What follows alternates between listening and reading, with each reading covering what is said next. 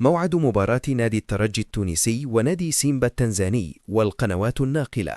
وقبل ما نبدأ بالفيديو نتمنى دعم الفيديو بلايك والاشتراك في القناة ليصلكم كل جديد منا.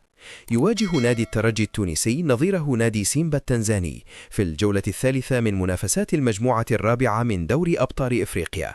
وكان أن تعادل الترجي التونسي مع بيترو أتلتيكو في الجولة الماضية بينما خسر سيمبا من الملعب المالي. ويتصدر نادي بيترو أتلتيكو المجموعة الرابعة برصيد 4 نقاط، وفي المركز الثاني الملعب المالي برصيد 4 نقاط، وفي المركز الثالث الترجي برصيد نقطتين، والمركز الرابع سيمبا بدون نقاط. وتقام مباراة الترجي التونسي وسيمبا على أرضية الملعب الأولمبي حمادي العقربي.